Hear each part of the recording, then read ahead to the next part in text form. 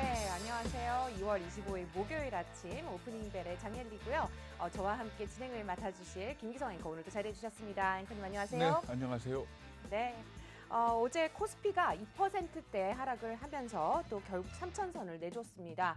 코스피가 3천선 아래로 내려온 건 사실 지난달 29일 이후에 한 16거래일 만이죠? 그렇죠. 16거래일 만인데 사실 우리가 미국 국채 금리에 온통 신경을 썼지 않습니까? 네, 그래서 그렇죠. 인플레나 금리 인상에 대한 우려를 걱정을 했었는데 어제 주가 하락의 가장 근본적인 이유 뭐 여러 가지 있겠지만 대략 그러면 중국 리스크를 얘기하지 않을 수가 없을 것 같습니다. 그렇습니다. 그러니까 네. 홍콩이 증권거래 인지세를 갖다가 인상할 것을 검토하고 있다라는 그런 소식이 있었고 그리고 또 중국 정부가 부동산 가격이 오르니까 모기지 금리를 인상할 것이더라. 네. 이게 또 악재로 작용했습니다. 전반적으로 중국이 유동성 회수에 나서고 있는 것 아니냐 하는 이 부분이 투자 심리를 위축을 시킨 걸로 그래서 지금 현재 우리 증시가 중국하고 상당히 묶여 있는 그런 모습을 나타냈습니다. 네, 그렇습니다.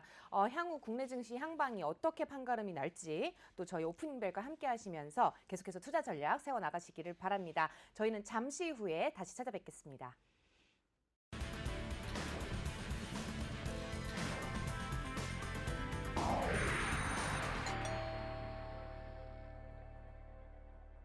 네, 여러분의 아침을 열어드리는 오프닝벨과 함께하고 계십니다. 우선 글로벌 증시 마감 시황부터 확인해 보도록 할 텐데요. 이수민 캐스터가 준비하고 있습니다.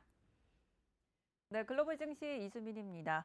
네, 간밤에 미국채 금리 상승세가 완화되고 또 파월 의장이 완화적인 통화 정책 의지를 다시 한번 재확인시키면서 오랜만에 뉴욕 3대 지수 모두 다 상승하며 마감을 했습니다. 네, 다우지수가 1.35% 급등을 하면서 마감을 했는데요. 특히 경기 회복에 대한 기대감에 경기 민감주가 많이 포함된 다우지수는 최고치를 기록하면서 마쳤습니다.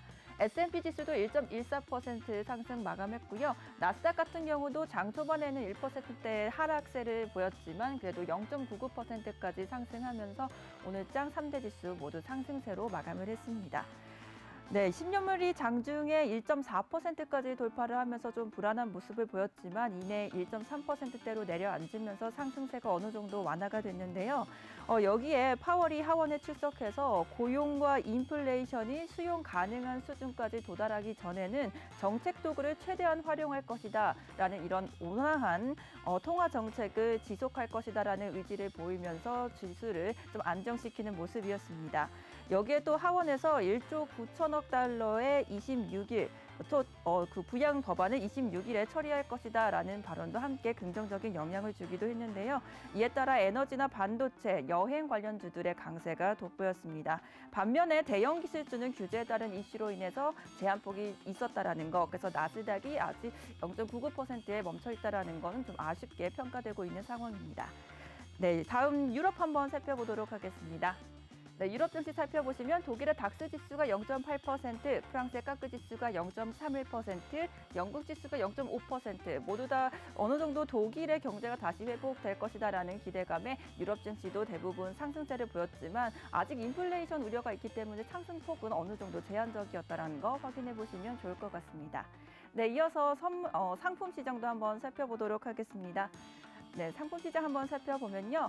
오늘 WTI가 2.51% 급등을 하면서 63.22달러에 마감을 했습니다.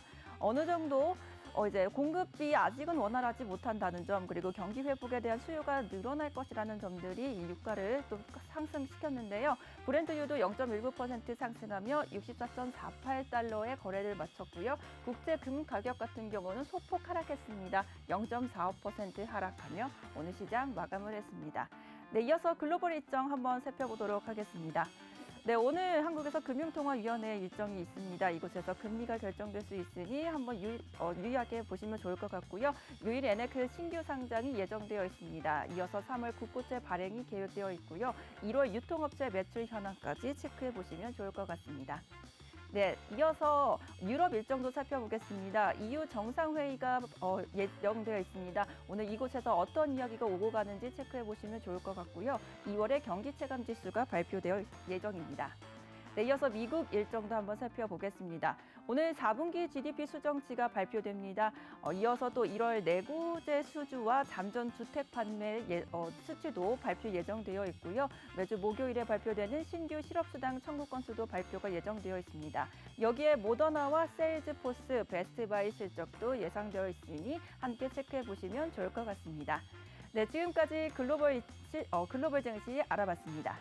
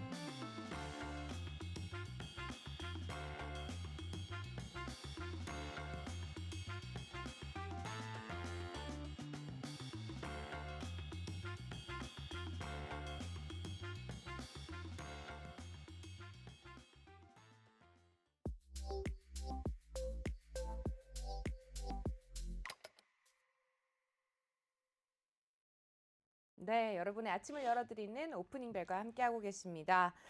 시황센터 통해서 글로벌 증시 마감 시황과 상품 시장 동향까지 한번 살펴보셨는데요. 이번에는 주요 시장 이슈를 들여다보는 글로벌 인사이드 시간입니다. 어떤 이슈들이 글로벌 증시를 흔들었는지 짧고 굵게 요약해보는 시간 가져보도록 하겠습니다. 함께 보시죠. 네, 뉴욕 증시는 제롬 파월 미 연준 의장이 인플레이션에 대한 우려를 재차 누그러뜨리면서 큰 폭으로 상승 마감했습니다. 다우지수 장중한 때 32,000선을 넘기도 했는데요. 단숨에 장중 그리고 종가 기준으로 사상 최고치를 경신했습니다.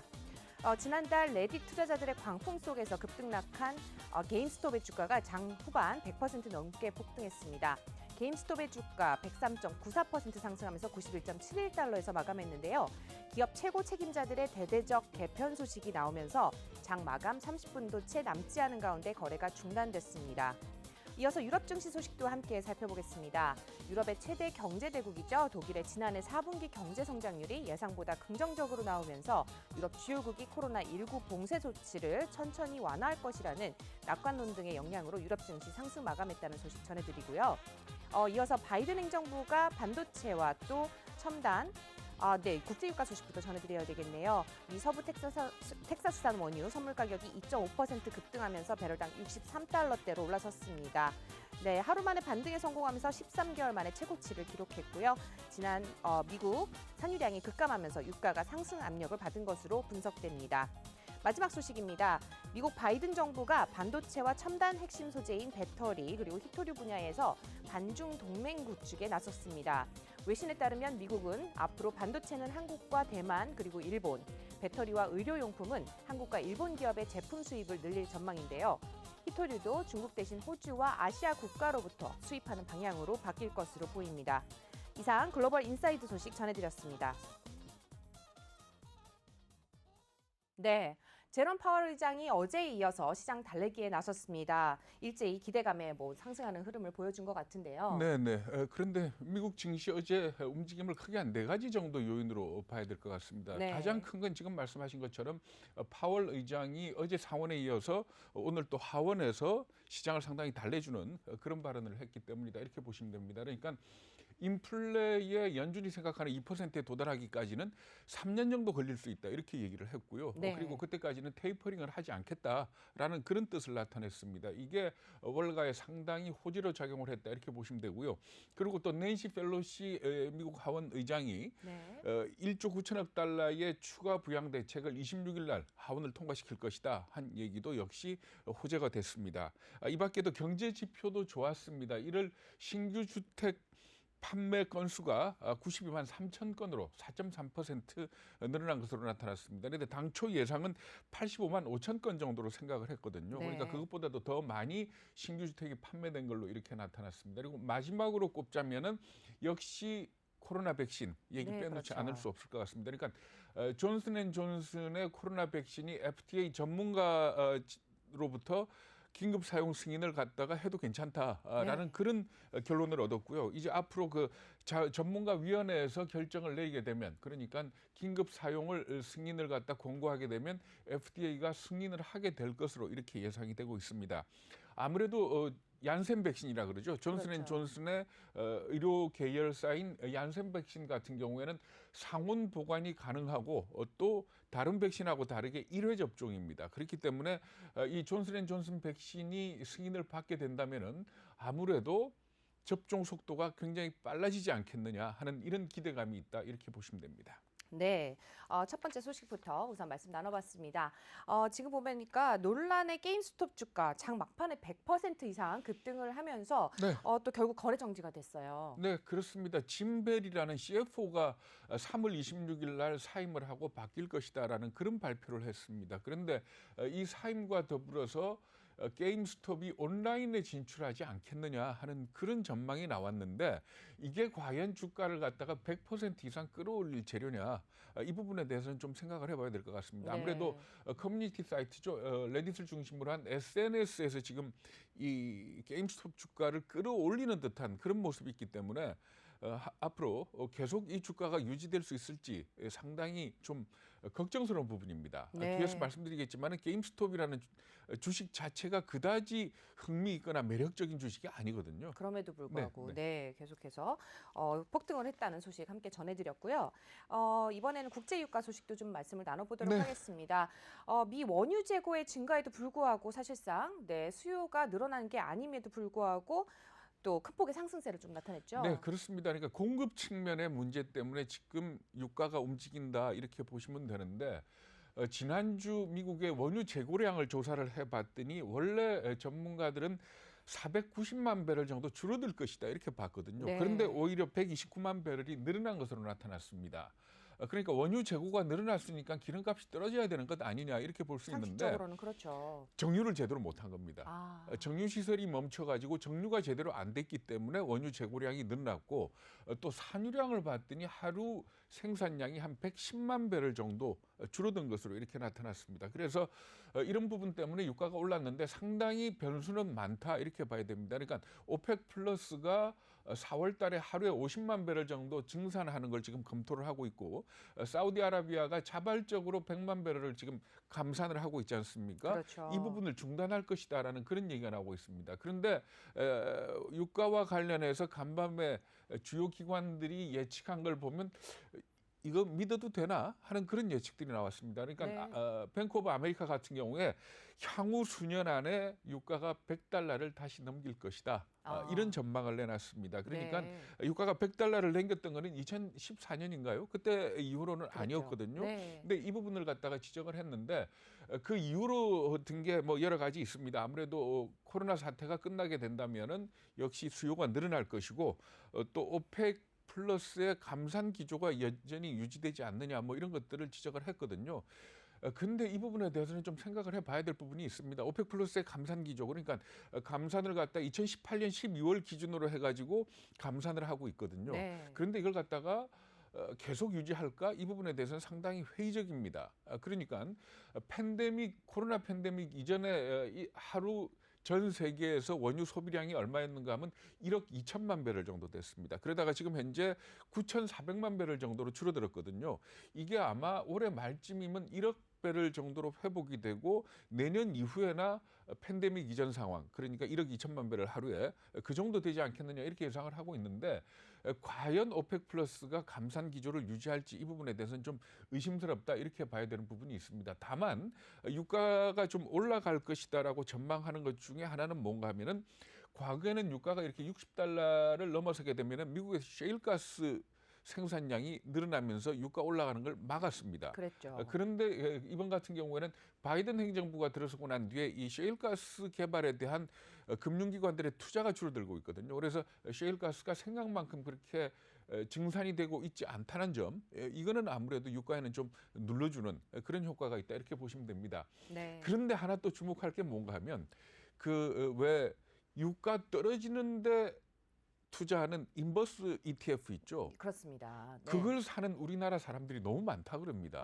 그럼 더군다나 손실이 꽤 있을 텐데. 네, 유가가 떨어지면 2배로 먹는 인버스 더블 그렇죠. 네. 펀드에 지금 ETF에 투자한 사람들이 삼성 상품만 해도 한 33억 원어치 샀다 그러거든요. 근데 이 부분에 대해서는 유가가 물론 좀 떨어질 겁니다. 그러니까 3, 4분기 가기 전에 지금 현재 이 공급 사이드의 문제가 좀 해결이 되면 떨어지긴 하겠지만은 전반적으로 지금 상승 추세를 타고 있는 것 아니냐. 네. 100달러 얘기까지 나오는데 유가 떨어지는 데다가 베팅을 하는 거는 좀 리스크가 너무 크죠. 무모하지 않은가 하는 그런 네. 생각이 듭니다. 물론 뭐 유가가 이제 떨어지게 될 경우에는 굉장히 또 2배로 또 수익률을 가져갈 수도 있기는 하겠지만 사실상 지금 상승 추세에 있다는 점을 함께 참고를 하시면 좋을 것 같습니다. 여러분들이 좀 더 올바른 방향으로 투자 전략을 가져가실 수 있도록 계속해서 저희 오프닝 벨과 함께 해주시고요. 저희는 그 어느 곳보다도 더 발빠른 정보로 다시 찾아뵙도록 하겠습니다. 저희 잠시 후에 전문가분 모시고 말씀 이어가도록 하겠습니다.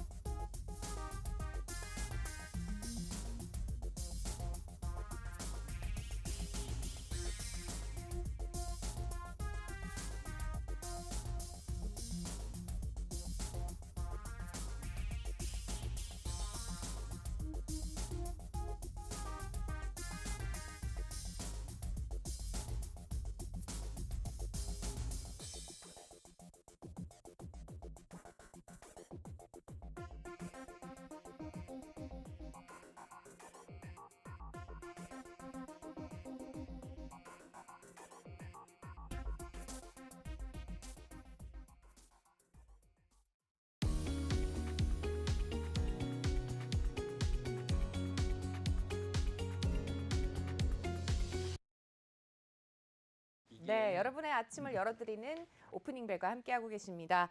이번에는 글로벌 증시 동향과 또 전망에 대한 말씀 나눠보도록 할 텐데요. 오늘 도움 말씀 주실 분 나오셨습니다. MBN 글로벌 증시 전문가죠. 멀린 78의 이민우 대표 자리해 주셨습니다. 안녕하세요. 안녕하십니까. 네, 오늘은 좀 산뜻하게 또 위치를 좀 바꿔보셨는데요. 네, 오늘도 좋은 내용 좀 전달을 해주셨으면 좋겠습니다. 우선 미국장 증시 진단부터 좀 나눠볼까요, 얘기를? 네, 앞에서 말씀해 주신 대로 네. 그 제롬 파월 의장의 그 상하원 출석 그 증언이 뭐 상당히 시장 그 진정에 도움이 많이 됐습니다. 뭐 걱정했던 뭐 인플레이션이나 뭐 금리 인상에 대한 기조를 좀 꺾을 수 있는 안정적인 그런 태도를 좀 보였고, 뭐 어제와 마찬가지로 시장 친화적인 태도를 보여서 시장 그 하락에 대한 어떤 그 부담감을 상당히 줄였고요. 특히나 이제 뭐 그 가치주로 구성된 그 S&P나 아니면 다우 같은 경우는 상승했고, 그 기술주였던 나스닥은 하락하다가 하락의 모습을 좀 보이다가 그것도 이제 반전하는 네. 그런 모습을 좀 보였죠. 그래서 그 지난주, 지지난주까지 걱정했던 그런 모습들은 상당히 좀 우려가 해소됐다 이렇게 볼 수가 있습니다. 근데 사실 그 연준 의장이라는 자리가 예. 시장하고는 잘 안 맞는 자리고 또 예. 항상 좀 시장의 기대에 부합하지 않는 그런 사람들이 많았지 않습니까? 예, 맞습니다. 이 네. 제롬 파월 같은 경우는 어떻습니까? 상당히 비둘기적인 사람 같은데 어떻게 네. 지금 보고 있나요?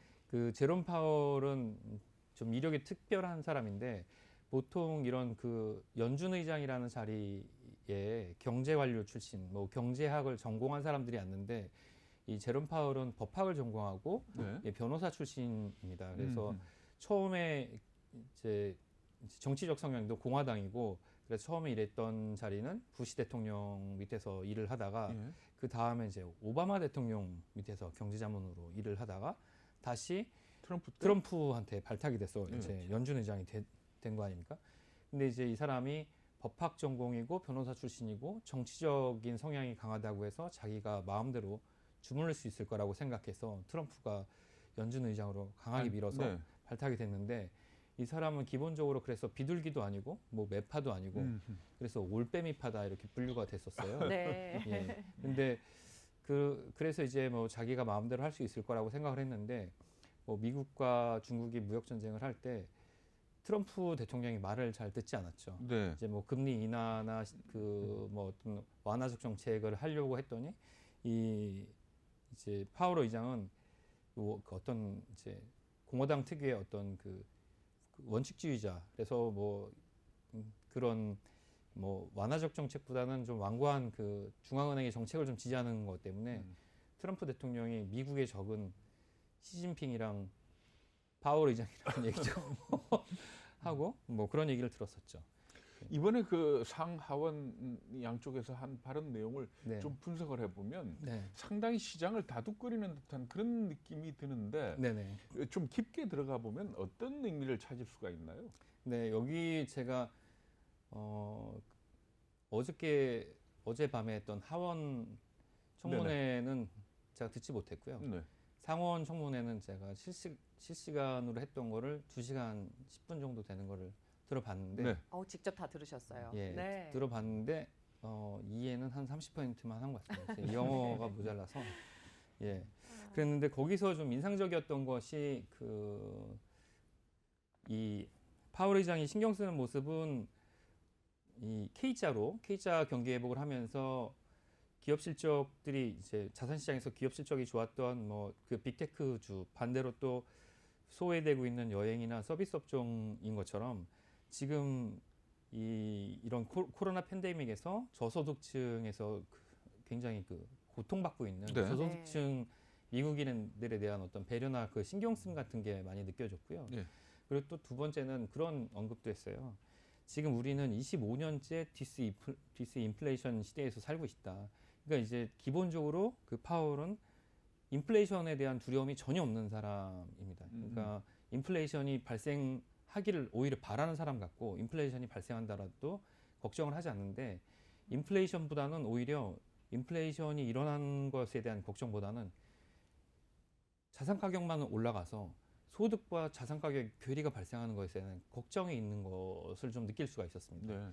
그러니까 이 시장의 어떤 그 완화적 정책을 피는데, 그 시장의 완화적 정책, 그러니까 통화량 증가하고 유동성을 공급하는데 그게 자산 가격보다는 어떤 개인의 아니면 주머니 속으로 들어가기를 그것도 바라는 못 사는 사람들. 그러니까 어떻게 보면 이제 그 소득의 어떤 그 평준화라기보다는 어떤 빈부격차 해소. 그러니까 그 이게 이제 상당히 자산 가격이 벌어진 것을 보완할 수 있는 그래서 이제 현금도 돌고 일부 보완될 수 있는 그런 것들을 좀 신경 쓰는 것 같고요. 그래서 뭐 이건 어떻게 보면 이제 이 1조 9천억 달러 그 부양책이 통과 좀 되기가 어려웠다 이렇게 예상되는 거랑도 일맥상통하는데 지금 1조 9천억 달러 그 바이든 행정부의 그 경기 부양책이 바로 통과가 안 될 가장 큰 이유 중에 하나가 거기에 합쳐진 게 최저임금이 15달러로 올라가는 것 때문에 그것 때문에 뭐 1조 9천억 달러 부양책의 총량보다 최저임금을 올리는 거에 대해서 공화당에서 이제 반대하는 것과 그런 것과 좀 연관이 된 것처럼 그 이제 자산 가격은 올라가는데 개인의 소득은 올라가지 않는 것, 그 개인의 소득 가처분 소득이 줄고 있는 것 이런 것에 대한 우려감이 있는 거를. 근데 사실 그 문제는 미국뿐만이 아니고 우리나라도 지금 마찬가지 아닙니까? 그렇죠? 그렇다면 파월 입장에서 볼 적에 뭐 2% 목표 인플레 달성하는데 3년이 걸릴 수도 있다. 뭐 이렇게 얘기를 했는데 과연 그럴까요? 그거를 실제로 달성하는 게 만만치는 않은 거라고 생각됩니다. 더군다나 또 평균 개념을 썼지 않습니까? 그렇죠? 그러니까 뭐 2.5가 가더라도 3년 동안 평균을 해서 2가 되면은 범위 내다 이렇게 받아들이는 거 아닙니까? 네. 그렇게 되면은 지금 어쨌든 간에 금리 수준을 그대로 유지를 하고 그런 입장을 이렇게 표명을 하면서 뭐 어떻게 투자자들 입장에서는 좀 긍정적인 신호로 받아들였다라고 보는 게 맞을까요? 그렇죠. 맞습니다. 이 유동성 공급을 줄일 생각이 전혀 없다고 볼 수 있는 거죠. 네. 그러면 국채 금리가 올라가는 거는 그렇다고 연준이 어쩔 수 있는 건 아니지 않습니까? 그건 실질 금리니까. 맞습니다. 여기에 대한 무슨 그러면 방법이 있습니까? 여기 지금 이 테스트머니 그러니까 증언 내용을 좀 보면 지금 하고 있는 그 1,200달러의 자산 매입 프로그램을 어떻게 하겠다, 뭐 조정하겠다 이런 내용은 전혀 없죠. 없습니다. 근데 또 하나 특징적인 거는 자산 매입 프로그램 중에 지금 뭐 800억은 국채, 뭐 400억은 지금 그 MBS 그 모기지 채권을 매입하고 있는데 여기서 매입하고 있는 채권 중에 장기채를 더 매입해서 이 지금 걱정하고 있는 10년물 국채 금리를 뭐 내리겠다 뭐 이런 얘기도 전혀 없습니다. 이제 이런 디테일한 얘기는 전혀 하지 않고 그냥 포괄적인 얘기만 했기 때문에 걱정하고 있는 이런 그 금리 인상 같은 경우는 조정되지 않을 거라고 좀 보는데 이제 가장 걱정하는 것 중에 하나가 시장 금리 그 이제 국채 금리 10년물 국채 금리가 1.5에 거의 다다랐다 이런 거를 걱정을 하시는 것 중에 하나가 이제 많은 전문가들도 그렇고 시장에서 걱정하시는 게 1.5가 작년 이제 팬데믹 시작점에서 1.5를 뚫고 밑으로 내려왔지 않습니까? 그렇죠. 1.5를 뚫고 밑으로 내려왔는데 그때 이제 3월 그때쯤에 이제 연준에서 양적 완화를 급격하게 시행을 했거든요. 근데 그럼 반대로 그 시점을 거꾸로 돌아가면 그럼 1.5를 뚫고 가면 양적 완화가 축소되고 그 지금의 어떤 시장 친화적인 조건이 바뀔 수도 있다는 그런 두려움이 있으면서 그러면 금융시장은 축소되는 게 아닌가, 위축되는 게 아닌가 이런 생각을 하시는 것 같아요. 근데 이제 돈을 주는 연준은 전혀 그런 생각을 하고 있지 않은 거죠. 만약에 그 연준이 국채금리 해소를 위해서 금융시장에 적극적으로 개입을 하게 될까요? 어떻게 보세요, 이 부분은?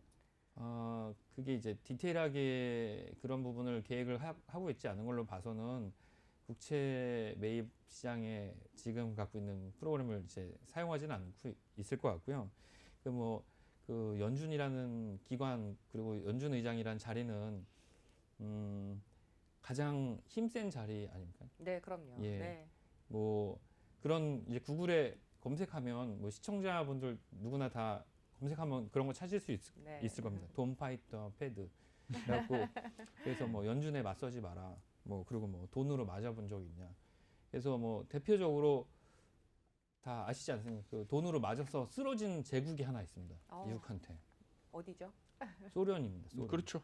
소련이 돈으로 맞아갖고 쓰러진 나라인데 그때 그 엄청난 유동성, 인플레이션으로 유동성이 공급된 그 전 세계 시장에 그때 연준 의장 폴 볼커라는 키가 2m 정도 되는 그렇죠. 예. 예. 거부정한 사람이죠. 예, 잘 아시죠? 네. 예, 그분이 연준 의장이 돼서 1차에 뭐 한 14% 정도? 17%까지인가 올리지 않았습니까? 예. 최고로 높였던 해는 21%고 음. 그 다음에 이제 다시 말씀하신 네. 대로 그 17%까지 이제 내려왔는데 돈을 엄청 풀었다가 확 잡아당기고. 예, 금리를 올렸다가 내리면서 돈으로 엄청 맞았죠. 그래서 이제 그런 나라들이 이제 그때 그러니까 BIS 비율 같은 것도 처음 생기고 하면서 예. 결국은 내실이 탄탄하지 못했던 나라들이 하나둘 무너져 나간 거 아닙니까? 예, 그렇죠. 그만큼 연준의 연준이 힘이 세고 연준이 의도에 반하면 어떤 국가도 살아날 수가 없고 경기도 사실 경제도 마찬가지 아니겠습니까? 시장도 그렇고, 그러니까 연준이 경기를 살리겠다, 뭐 이런 그 이제 시장 친화적인 태도를 가지겠다. 그러면 당연히 시장 친화적인 포지션을 갖는 게 너무나 당연한. 시장 참가자로서는 그럴 수밖에 없다. 이 예, 말씀이시죠? 맞습니다. 네네. 네. 아니, Don't fight the Fed라는 말씀을 해주시는 걸 보니까 저희 아까 조금 전에 말씀 나왔던 이제 국제유가도 생각이 납니다. 이제 추세를 좀 거스르지 말아라. 네. 조금 전에 저희가 이제 비하인드로 이제 방송을 좀 이렇게 뒤에서 이렇게 CG가 나갈 동안에 저희가 얘기를 나눴는데 추세를 어긋나게 반대로 가는 건 조금 위험하지 않냐, 리스크가 너무 크지 않냐 이런 얘기를 좀 나눴습니다. 그 얘기 나누면서 대표님께 여쭤보고 싶은 게 또 테슬라 주주라고 직접 밝히셨잖아요. 네, 맞습니다. 어제 테슬라가 주가가 또 확 올랐는데 네. 네, 밤새 좀 기쁨이 있으셨나요? 어떠세요? 제가 잘 때는 테슬라 주가가 빠지는 걸 보고 잠이 들어갔고, 근데 잠이 오셨어요. 네, 테슬라는 저기 캐시우드 누님이 계셔갖고, 그러니까요. 네. 캐시우드. 네. 캐시우드, 그러니까 아큐 인베스트먼트 네. 캐시우드 그게 투자 자산 운용사입니까? 예. 네. 그 ETF 아크 인베스트먼트라는 ETF 자산 운용을 운영하는 CEO인데 예. 그쪽에서 운영하는 어떤 이제 투자 수익의 목표는 보통 뭐 일반적으로 이제 제도권에서 얘기하는 뭐 5에서 7%의 투자 수익을 목표로 하지 않습니다. 뭐 100%, 뭐 이 정도를 목표로 네, 항상 왔고, 2배. 네. 예, 실제로 그 테슬라를 편입해서 뭐 700%씩 수익이 났기 때문에 테슬라 통해서 그 이제 영웅이 됐고 또 시장에서도 많이 알려지게 됐죠. 지금 편입하고 있는 종목들도 사실 굉장히 리스크가 있고 뭐 그렇다고 보여집니다. 네.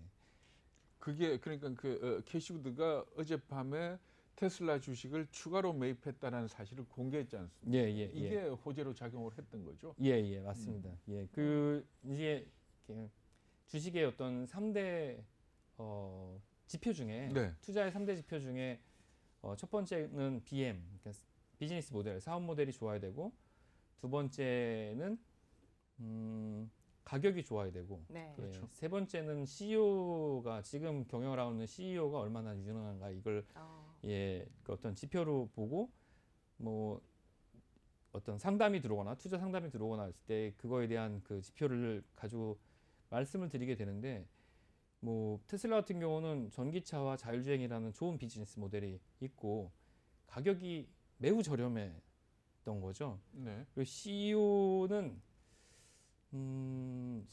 매우 개성 있는 CEO. 매우 독특한. 예. 네. 뭐 굉장히 독특하죠. 그 회사 돈으로 회사 돈으로 비트코인을 사고 트위터로 비트코인이 비싸다라고 하는 매우 독특한 태도를 가지고 있는. 예. 근데 사실 일론 머스크나 네. 애플 같은 경우를 보면은 우리 그 BTS의 팬덤들 아미 있지 않습니까? 예. 그게 버금가는 팬덤들을 데리고 있는 것 같아요. 예, 맞습니다. 그러니까 뭐 이게 옳다 그러다 내지는 뭐 좋아질 거다 나빠질 거다에 상관없이 네. 테슬라 그러면 모여들고 애플 그러면 덤벼들고 네. 이 부분이 아마 경쟁력이 아닐까 싶은데 네. 우리나라도 그런 기업이 좀 나왔으면 좋겠습니다. 네. 네.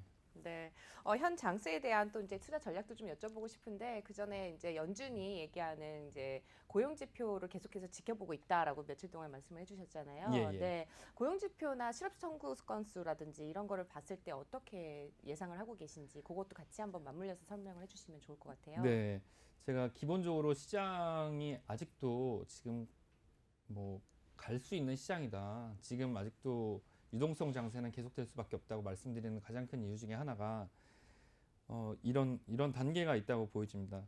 그러니까 시장이 어려워지고 이 금융시장이 어려워지고 경기가 어려워지면 그 중앙은행은 금리를 인하하게 됩니다. 네. 그 다음에 금리 인하가 안 되면 그 양적 완화를 하게 됩니다. 그리고 양적 완화를 해서 경기가 돈이 많이 풀리게 되면 그 다음에 테이퍼링으로 알고 있는 양적 축소를 하게 됩니다.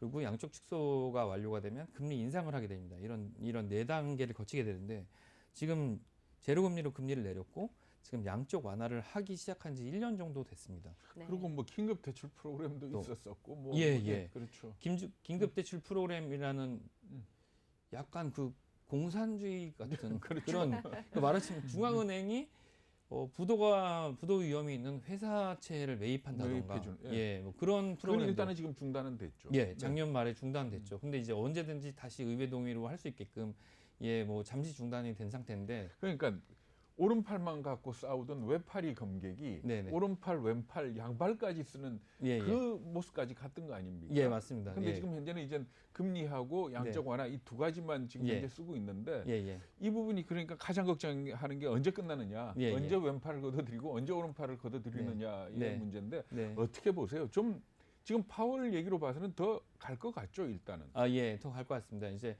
더 갈 것 같은 이유는 파월은 뭐 굉장히 배짱이 있어갖고 트럼프가 임명을 하고 트럼프가 트위터랑 공개적으로 시진핑이랑 똑같다고 미국의 적이다 이렇게 얘기를 해도 절대 트럼프의 말을 듣지 않고 뭐 절대 금리 못 내린다. 이게 보험적으로 금리는 이 정도 유지돼야 된다. 뭐 이런 태도를 가졌던 사람인데 근데 이제 그런데도 불구하고 실제로 따뜻한 분인지는 모르겠지만 미국의 상당수 국민들이 이 낮은 소득에서 자산 가격은 올라가는데 고통을 받고 있다. 네. 예, 그런 부분을 중앙은행은 알고 있어야 된다. 뭐 이렇게 얘기를 하니까 거기서 이제 보게 되면은 양적 완화에서 실업률을 이제 간과하지 않을 수가 없는데 거기 실업률은 지금 6.6%대 초반이지 미국의 않습니까? 완전 고용 그러면 대략 한 4%쯤으로 보죠. 예, 4%대로 지금 뭐 목표를 하고 있는데 그 팬데믹 이전에는 3%대였던 거죠. 3% 그렇죠. 후반이었으니까 4% 이하였던 거죠. 근데 지금 6%대인데 실업률보다 더 중요한 게 주간 실업수당 청구 건수. 네네. 매주 변하게 되는 실업수당 청구 건수인데 이게 지금 지난주 제가 확인해 보니까 86만 건이더라고요. 네. 86만 건이면 그 금융위기 때보다 30만 건 대략 그 정도가 더 많은 거더라고요. 그러니까 작년에 최대로 많았을 때는 700만 건이 그렇죠. 넘었었으니까 이 상당히 많은 사람들이 실업수당을 청구하고 있으니까 아직도 그 실업률 집계에 잡히지 않는 그냥 그 실업 상태의 사람들이 너무나 많은 거고 이 사람들이 정부에서 지급하고 있는 그 보조금이 없으면 뭐 생활이 어려운 거죠. 일주일에 식품비도 되기가 어려운 거니까 그것을 뭐 가지고 이제 생활할 수가 없으니까 그 돈을 계속 풀게 되겠죠. 그러니까 이제 그런 걸 보면 양적 완화, 그러니까 테이퍼링은 아주 멀리 있는 거고 양적 축소 테이퍼링, 그러니까 양적 축소는 아직 시작도 안 했고 양적 완화를 계속 할 수밖에 없는 그런 상황이다. 네. 근데 지금 우리가 미국 시장에만 이렇게 집중을 하고 있는데 사실 어제 우리 주가 떨어진 게 중국 리스크였잖아요. 네네네. 중국 어떻게 보세요? 중국 금리가 계속 오를까요? 중국 같은 경우는 지금 사전적으로 긴축 정책을 하고 있는 것 같은데 이 중국은 중국 내부에 있는 그 채권들을 처리를 하는 것 같습니다. 이게 중국 내에 내부적으로 있는 채권을 처리하는 이유는 중국 내부 채권들을 처리를 해서 중국 내에 있는 부실을 정리하면서 외부에 있는 부채에서 오는 부담을 줄이려고 하는 그런 내부적 이유가 있는 것 같고요. 뭐 시간이 되면 다음 시간 때 중국이 재작년에 계획해서 작년부터 얘기하고 있는 쌍순환 경제, 그리고 그런 요번에 그 지금 이제 준비하고 있는 그 중국이 제도상으로 지금 그 모병제를 하고 있는데 그 징집병 제도로 전환하는 그런 내부 얘기도 있거든요. 네네. 그게 이제 경제적인 어떤 스탠스랑도 관계가 좀 있는데 그런 거랑도 좀 말씀을 좀 드릴 수가 있으면 좋겠습니다. 네. 근데 그게 이제 중국이 그렇게 지금 하고 있는 이유는 내부의 부실을 자체적으로 구조 조정을 좀 하고 있다 예, 이렇게 예, 볼 예. 수가 있는 겁니다. 예, 예. 그러니까 부실 있는 회사채라든지 이런 네. 것들은 금리가 좀 올라갔을 때 결국 버티지 못할 거니까 예, 예. 그렇게 해서 경쟁력 없는 애들은 미리 도태되게 예. 하는. 그리고 부도가 나는 대출 같은 경우들은 외화 대출이 아니고 다 위안화 그렇죠, 대출들입니다. 위안화 대출이죠. 예. 네. 네. 그래서 내부 정리를 하고 있다고 보여집니다. 근데 이제 만약에 금리가 올라가게 된다면은 특히 문제되는 게 달러 대출. 그렇죠. 예, 달러 대출이죠. 그 예. 달러 차입금들 예, 아닐 예. 겁니까? 이 부분에 대해서는 지금 뭐 어떤 대비를 한다고 대비도 하기 어려운 입장 아니에요? 예, 대비하기 어려운 입장이죠. 지금 최소 뭐 여러 가지 통계 지수가 있을 수 있겠지만 중국이라는 국가가 운영되기 위해서 필요한 최소 그 외화, 그러니까 달러 보유액은 3억 달러가 넘어야 된다고 3조. 예, 3조 예, 3조 예. 달러가 넘어야 된다고 하는데 지금 실제적으로 뭐 3조 정도 되는 걸로 얘기를 하지만 아니라는 거 아닙니까? 예, 뭐 최소 1조 7천억에서 예, 예. 2조 한 5천억까지 얘기하니까요. 예. 그거는 뭐 공산당 특유의 이제 이거 공산당을 욕하는 건 아닙니다. 네, 거기 뭐 그쪽 당국의 특성이 있을 수 있지 않겠습니까? 그렇죠. 그러니까 예를 들어서 중국에 있는 사람들 얘기를 들어보면은 외화 갖고 나오는 게 쉽지 않고 예, 예. 외국 투자도 지금 거의 막혀 있는 그런 상황이다 얘기들을 하거든요. 네, 네. 그렇게 본다면은 중국이 말하듯이 외환 보유고가 3조 달러 넘는다는 걸 액면 그대로 받아들일 네. 수 없다 네, 하는 부분에 대해서는 전문가들이 다 알고 있는 것 같아요. 네, 네, 네. 근데 왜 그러면 중국 금리 올라가는 게 우리한테 부담이 되는 겁니까?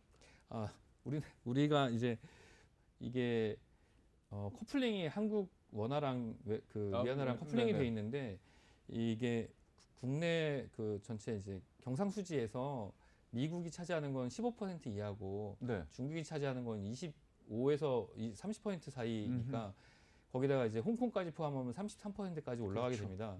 그러니까 중국 환율이 변하면 당연히 이제 원화 환율이 변하게 네네. 되는 거죠.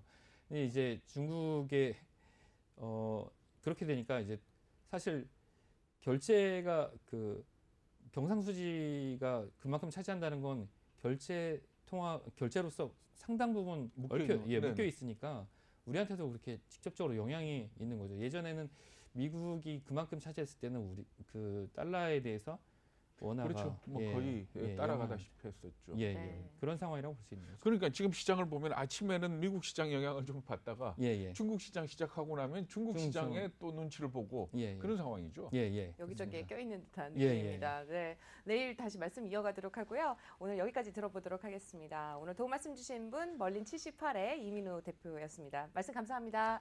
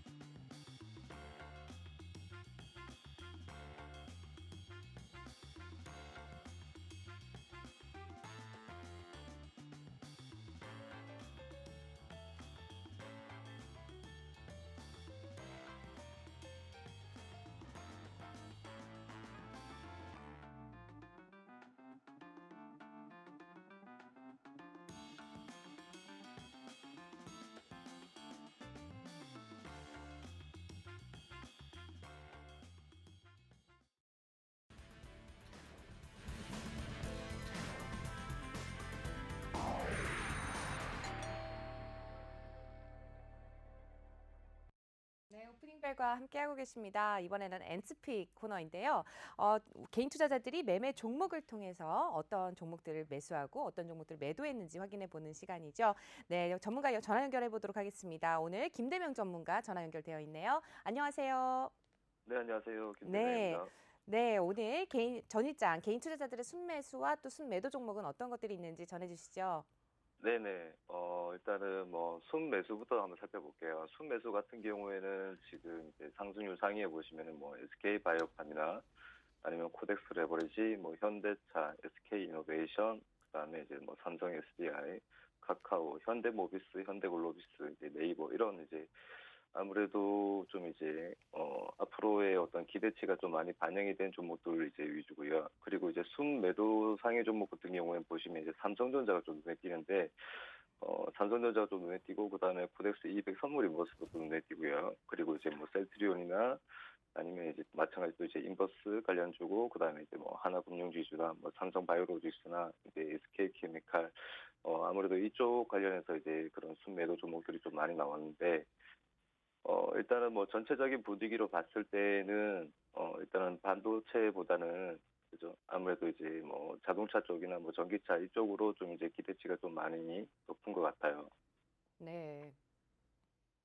말씀 잘 들었고요. 또 네. 개인 투자자분들의 종목의 선택 흐름은 어떻게 보였나요? 일단 뭐 종목 선정에 있어서는 이제 뭐 순매수들을 보면 아까 저도 말씀드렸지만 이제 이미 많이 오른 종목들 이제 위주인데 그동안 이제 쭉 이슈가 많이 반영이 된 업종들 자동차나 뭐 전기차, 화학 뭐 이쪽이거든요.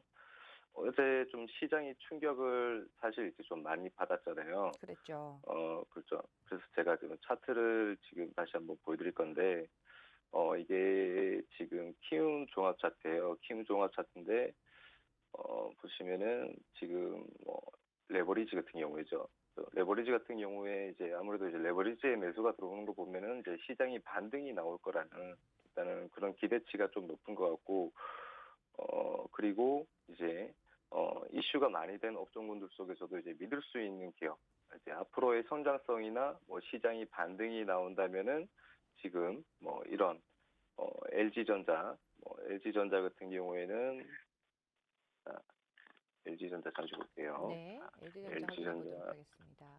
네, LG전자나 아니면은 뭐 이제 LG화학 같은, 네, 그리고 또 이제 뭐 카카오 같은 종목, 네, 네, 카카오 같은 종목, 뭐 이제 삼성 SDI 같은 이제 그런 종목들 이제 조금 더 쌀 때 살 수 있는 이제 저가 매수라 이제 생각을 하는 것 같고요. 여전히 이제 기대치가 높은 것 같습니다. 특히 이제 눈에 띄는 종목이 있다면은 이제 아무래도 SK 바이오팜이거든요. SK 네, 바이오팜인데, 이 블록딜과 이제 시장의 영향이 이제 같이 반영이 되면서 이제 하락폭이 커졌어요. 하락폭이 커졌는데, 지금, 다음 달에, SK 바이오사이언스가 이제 당장 상장을 하면은 이 종목도 같이 동방 상승을 할 수 있을 거란 어떤 이제 기대에 지금 저가 매수입이 이제 거래량에서 지금 보여지거든요. 네. 네, 그래서 지금 이런 부분들이 아무래도 지금 시장이 이제 곧 반등이 또 나올 수 있을 거라는 어떤 그런 기대치가 좀 많이 반영이 되고 거기에 따라서 앞으로의 성장성이나 이제 기대치, 네, 계속해서 좀 주목을 받을 수 있는 그런 업종군들 그리고 종목들 위주로 저가 매수가 계속해서 들어오는 것 같습니다. 네. 지금 같은 장세에서는 개인 투자자분들이 어떻게 포지션을 취하는 게 좋을지 투자 팁도 좀 주신다면은요. 네. 지금 차트를 보면서 좀 말씀을 좀 드릴게요. 네, 일단 우리 국내 증시는 최근 이제 뭐 국채금리나 뭐 상승과 뭐 미국과 이제 중국에 끼어서 이제 여기저기에서 좀 영향을 많이 받고 있는 이제 불확실성을 가진 상황의 흐름이 좀 나타났었습니다. 한동안. 차트에서도 이제 이런 박스권 흐름, 네, 차트에서도 보시면은 이런 박스권 흐름이 그대로 이제 반영이 되고 있는 상황인 거고요. 사실 이제 그 유동성으로 이제 그동안 많이 올랐던 거지 이렇게까지 오를 만한 게 그동안은 이제 뭐 어떻게 보면 아니었거든요. 네, 이렇게까지 이제 상승할 만한 이유는 아니었었던 것 같은데 지금의 그 유동성이 좀 현저하게 많이 떨어지는 게 고객 예탁금 수치를 보면 이제 알 수 있습니다. 굉장히 좀 이제 비슷하게 이제 흘러가고 있는 상황이에요. 그래서 주가는 어찌됐든 이제 수급이 관건인데 유동성으로 이제 올랐던 증시가 이런 불확실성 속에서 뭐 코인이나 아니면 이제 해외 쪽으로 이제 눈길을 많이 돌리고 이제 빠지고 있는 상황이라서 국내 증시가 더 힘을 못 쓰는 것 같고요. 네. 간밤 미 증시가 이제 파월 의장의 통화정책 발언에 대한 어떤 의지를 연이틀 보여주면서 굉장히 이제 루즈한 흐름을 보여줬던 이제 미 증시가 크게 상승을 하는 흐름이 나와줬기 때문에 미 증시의 영향을 받으면서 국내 증시 이제 우려스러울만큼의 어떤 추가적인 하락을 하진 않을 것으로 이제 예상이 되지만 아직까지는 이제 완전한 회복을 하기에는 시장의 재료가 좀 부족한 상황입니다. 그렇기 때문에 이제 유동성이란 게 시장이 크게 밀리거나 아니면은 지금 박스권 자리를 좀 돌파를 해주는 그런 그림이라든지 이런 게 나와줘야 시장의 자금 유입이 다시 활발해질 것 같고요. 일단은 코스닥은 코스피에 비해서 좀 많이 빠지긴 했는데 양지수 다 지금 지지 역할을 할 수 있는 이런 자리는 지금 보여지거든요. 여기에서. 그렇기 때문에 지금 당장은 일단 코스피 지수가 2,900포인트대를 이탈을 하면은 그때는 좀 이제 위험한 상황들이 좀 연출이 될 수도 있을 거라는 이제 생각이 들기 때문에 지금 당장은 저가 매수라 생각하고 포트에서 종목들을 더 넣거나 아니면 이제 당장 보유 종목들 비중을 확대하실 필요는 없을 것 같고요.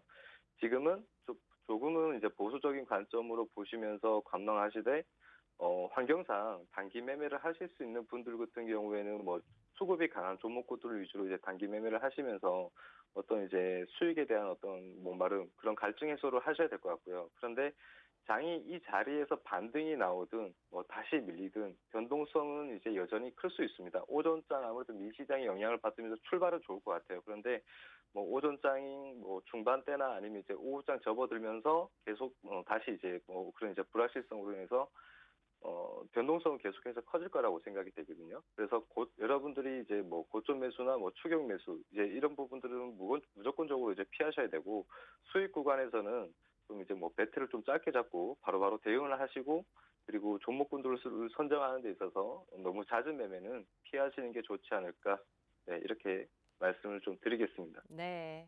아직까지는 조금 더 보수적으로 관망을 취해보시는 게 좋을 것 같다는 전략 취해주셨습니다. 오늘 말씀 잘 들었고요. 도움 말씀 주신 분 김대명 전문가였습니다. 고맙습니다. 네.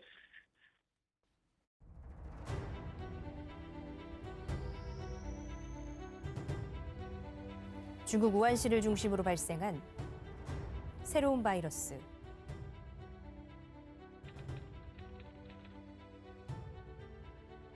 국제적인 노력에도 꺼지지 않는 확산세.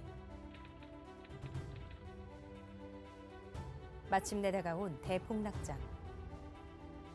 급격히 떨어진 국내 증시. 최악의 실업률.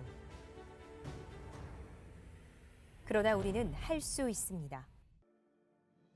함께 힘을 합쳐 서로를 응원하고 조금 더 배려한다면 이겨낼 수 있습니다. 함께하는 대한민국. 내외경제TV가 응원합니다.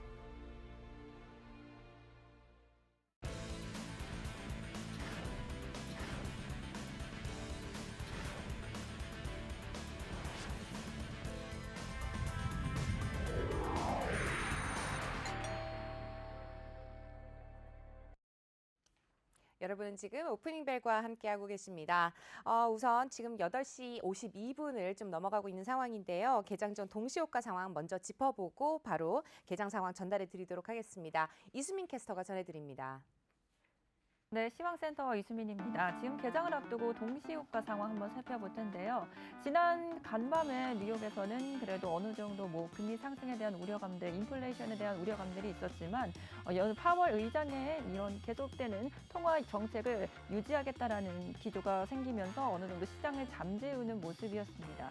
우리 시장은 전일장에서 어느 정도 증화권의 증시 약세에 힘입어 영향을 받아서 급락으로 마감을 했는데 과연 오늘 시장 이런 뉴욕 시장의 이런 상승 흐름은 계속 흘러갈 수 있을지 한번 동시효과 상황을 통해서 개장 전에 살펴보도록 하겠습니다.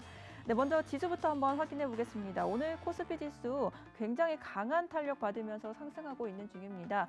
현재 1.91% 상승을 하면서 출발 예정인데요. 3052.17포인트에 출발 예정되어 있습니다. 다시 한번 3000포인트 회복하는 모습 예상이 되고 있습니다.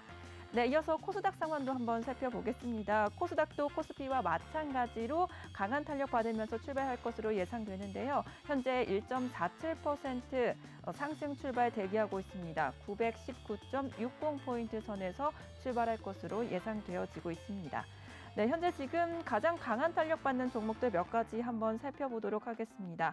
먼저 고려제강 한번 살펴볼 텐데요. 고려제강 같은 경우 계속해서 이 철강주 강한 탄력 받고 있습니다. 현재 원자재 가격 상승으로 실적 개선이 기대가 되면서 고려제강을 비롯한 다양한 철강 금속들이 영향을 받고 있는데요. 현재 고려제강 27.78% 급등을 하면서 출발 대기하고 있습니다. 23,000원의 예상가가 체결되어 있습니다. 고려제강을 이외에도 포스코 엠텍 같은 경우도 계속해서 연일 상승세를 이어가고 있는 종목인데요. 현재도 3.12% 상승 출발 대기하고 있는 상황입니다. 포스코 엠텍 예상가 6,930원에 체결될 것으로 예상되고 있습니다. 이어서 경남스틸까지 한번 철강 금속 쪽 살펴보면요. 경남스틸도 10.16% 상승 출발 대기하고 있네요. 예상가 2,820원에 현재 형성되고 있습니다. 네, 이어서 지금 현대바이오도 상한가 진입하면서 시작될 것으로 보여지고 있습니다. 현재 지금 30% 출발 대기하고 있고요. 예상가는 52,000원입니다.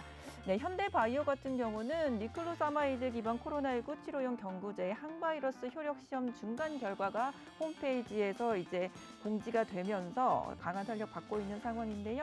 계속해서 이 흐름 가져갈 수 있을지 개장 이후에도 한번 살펴보시면 좋을 것 같습니다. 네, 세노텍까지 또 한번 살펴볼 텐데요. 세노텍도 현재 16.83% 급등 출발하고 있습니다. 예상가는 2,395원에서 지금 체결될 것으로 보여지는데요. 세노텍 같은 경우는 미국이 이제 동맹국과 반도체나 전자 배터리 핵심 부품에서 동맹을 이어가겠다라는 소식이 전해지면서 미중 갈등에 따른 히토류 관련주 테마주로 분류되어 있는 것이죠. 세노텍 예상 체결가 계속해서 또 확인해 보시면 좋을 것 같습니다. 네, 이어서 그럼 시총 상위 종목들 움직임도 한번 살펴보도록 하겠습니다. 삼성전자부터 살펴보도록 하겠습니다. 삼성전자 오늘 그래도 강한 탄력 받고 있습니다. 현재 3% 가까운 출발 예상되고 있는 상황에서 예상가 84,400원에서 체결될 것으로 보여집니다. 시총 2위 종목 SK하이닉스도 함께 살펴보도록 하겠습니다. SK하이닉스 계속해서 좋은 모습 보여주다가 어제는 살짝 소폭 시세를 내주긴 했지만 그래도 장중에는 14만 원을 터치를 하면서 신고가를 경신하기도 했는데요. 오늘도 지금 3.68% 상승 출발 대기하고 있는 상황입니다. 14만 1,100원에 지금 체결될 예정입니다. 이어서 LG화학도 한번 살펴보도록 하겠습니다. 네, LG화학 전기차 배터리주로 지금 분류가 되어 있는데요. 사실 전기차가 어제 현대차 이슈로 인해서 좀 탄력을 잃어가는 모습을 보였었습니다. 하지만 그래도 이 테슬라가 급등을 했기 때문에 오늘 시장도 어떻게 될지 한번 지켜보시면 좋을 것 같습니다. LG화학은 0.58% 상승하면서 86만 6천 원에 체결될 것으로 보여지고 있습니다. 네, 6위부터 10위도 한번 살펴볼 텐데요. 먼저 셀트리온부터 살펴보도록 하겠습니다. 셀트리온도 이 실적 우려감에 계속해서 하락세를 유지하고 있었는데 오늘은 2.3% 또 상승 출발 예정되어 있습니다.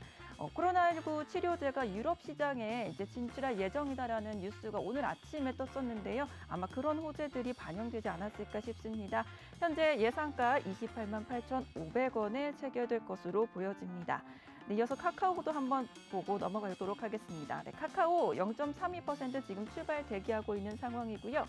삼성 SDI도 지금 2.62% 출발 대기하고 있습니다. 7만 5천 원 선에서 그래도 오늘은 이런 2차 전지 배터리 관련주들이 강한 탄력 받을 것으로 예상되고 있습니다. 이어서 코스닥 시장도 한번 살펴보도록 할 텐데요. 카카오게임즈가 지금 3위로 올라와 있습니다. 카카오게임즈 오늘도 1.68% 상승 출발 예정되어 있습니다. 예상 체결가 54,600원에 현재 체결이 되어 있고요.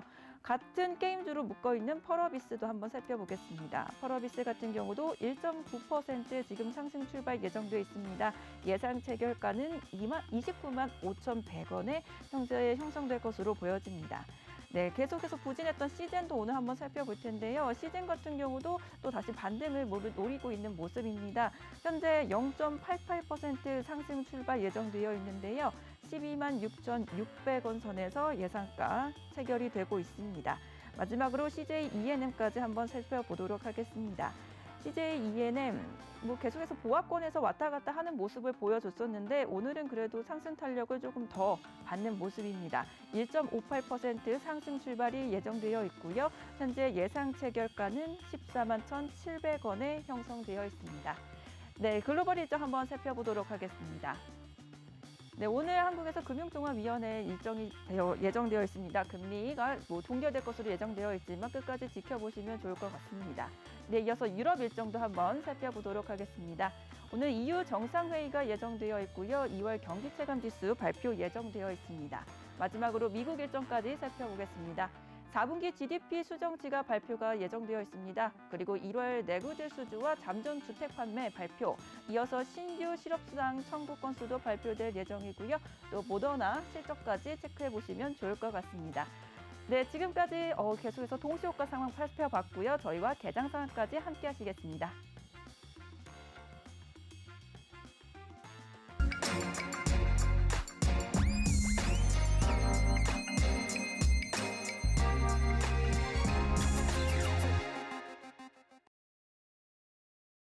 네, 드디어 오프닝 벨이 열렸습니다. 현 개장 상황 어떤지 함께 확인을 좀 해보시면 좋을 것 같습니다. 우선 코스피 코스닥 지수 상황 어떤지 시황센터 통해서 다시 한번 확인을 해보도록 하죠. 이수민 캐스터 나와주시죠. 네, 시황센터입니다. 드디어 이제 또 목요일장 오픈을 했는데요. 강보합권으로 출발한 국내 증시, 어제는 중화권 증시 약세 때문에 상승폭을 반납하면서 3천선을 하회하면서 마감을 했습니다. 이 중국 정부의 유동성 긴축 우려도 있었고요. 또 홍콩 정부에서는 주식 거래에 인지세를 상승시키겠다라는 이슈도 발표가 되면서 사실상 아시아 증시 전반이 조금 약세권이었던 하루였습니다. 거기에 우리 증시는 코스피가 외국인과 연기금의 차익 매물이 쏟아져 나오면서 3,000포인트를 하회하기도 했고요. 코스닥 같은 경우는 기관의 매도세 계속되면서 906포인트 선에서 어제장 마감을 했습니다. 대부분 업종에서 하락을 했고 코스피 상승 종목은 불과 50여 종목밖에 되지 않아서 굉장히 불안한 하루를 보냈는데요. 그래도 그나마 이제 미국장이 살아났고 어제 미국장에서 또 테슬라가 살아나면서 오늘 2차 전진주 어떻게 또 될지 한번 살펴보시면 좋을 것 같습니다. 그럼 계속해서 지금 개장 상황 어떤지 저와 함께 알아보시죠. 네, 먼저 지수부터 한번 살펴보겠습니다. 현재 코스피 지수 동시효과에서도 확인이 가능했는데요. 역시나 강한 흐름 가져가고 있습니다. 현재 코스피 지수는 1.69% 상승하면서 48.23포인트 전일 대비 상승했습니다. 3,043.22포인트 현재 지나고 있습니다.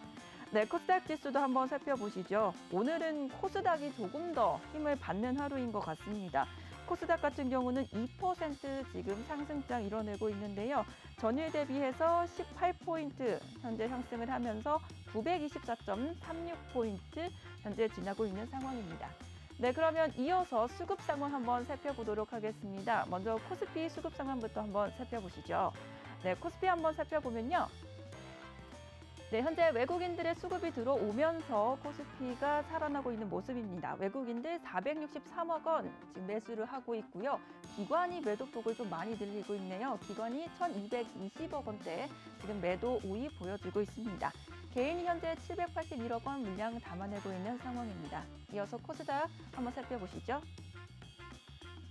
네, 코스닥 매매 동향 살펴보면요. 코스피와 비슷한 느낌입니다. 오늘은 외국인들의 물량이 조금 들어오는 모양새인데요. 외국인이 24억 원 매수 우위 보여주고 있고요. 기관 같은 경우 계속해서 매도 연속세 보여주고 있습니다. 기관이 40억 원대, 개인이 20억 원 지금 매수 우위 보여주고 있습니다. 네, 이어서 시가총액 상위 종목부터 살펴보겠습니다. 먼저 1위부터 5위 종목 코스피 살펴보겠습니다. 오늘 정말 시장이 강한 탄력을 받고 있습니다. 삼성전자가 1.71% 상승을 하고 83,400원에 현재 거래가 되고 있고요. SK 하이닉스가 오늘 4%대 급등을 하고 있습니다. 오늘도 14만 1,500원 선, 14만 원 뚫어내는 모습 확인이 되고 있습니다. 네이버 같은 경우도 2% 급등을 하면서 38만 1,500원에 현재 거래가 되고 있고요. LG화학 1.05% 어제 부진을 딛고 다시 상승장 이뤄내고 있습니다. 네, 이어서 5개 종목 한번 살펴보시죠. 네, 5개 종목 현대차 어제 이슈가 있었죠. 현대차 코나가 리콜 조치가 발생하면서 현대차와 관련된 자동차주 거기에 더해서 배터리 관련주들까지 약세를 보였었는데요. 오늘은 다시 1.06% 반등에 성공하고 있습니다. 24만 7,500원 선에서 현재 거래가 되고 있고요. 네, 현대차 그래서 오늘은 좀 강한 탄력 받고 있다는 거 한번 체크해 보시면 좋을 것 같습니다. 이어서 계속해서 시총 상위 종목들 살펴보도록 하겠습니다. 네, 역시 삼성 SDI 한번 살펴보면요. 2차 전지주 관련해서 삼성 SDI도 오늘 강한 흐름 가져가고 있습니다. 현재 1.46% 상승하면서 69만 7천 원 선에서 거래가 되고 있고요. 셀트리온도 이제 동시효과 구간에서 살펴봤듯이 또 탄력받고 있는 모습입니다. 2.48% 상승 출발했습니다. 28만 9천 원에서 현재 거래되고 있습니다. 이어서 코스닥 시총 상위 종목들도 체크해 보도록 하겠습니다. 먼저 1위부터 5위 종목인데요. 오늘 정말 시장이 출발부터 굉장히 좋습니다. 셀트리온 헬스케어와 셀트리온 제약들 모두 2%대 강세 흐름 속에서 시작을 했고요. 게임주들도 카카오 게임즈가 2.3%, 펄어비스 2.73% 상승 탄력 받으면서 출발했습니다. 알테오젠까지 3%대 상승 출발하고 있습니다. 이어서 6위부터 10위 종목들도 살펴보도록 하겠습니다. 네, 코스닥 6위부터 10위 종목 한번 살펴보면요. 먼저 에코프로비엠이 2.47% 상승하고 있습니다. 16만 6,200원 선에서 거래가 되고 있고요. 시즌 같은 경우도 1.67% 오늘 좋은 흐름 가져가고 있네요. 12만 7,600원에 거래되고 있습니다. SK머티리얼즈 오늘 또 다시 한번 또 좋은 모습 보여주는데요. 2.97% 상승 출발하면서 31만 2,500원에 오늘 시장 형성되고 있습니다. 네, 오늘 시장이 출발은 굉장히 강한 상승 탄력 받고 있는 모습입니다. 이럴 때 어떻게 또 전략 짜면 좋을지 저희와 계속해서 함께 보시면 좋을 것 같습니다. 지금까지 시황센터였습니다.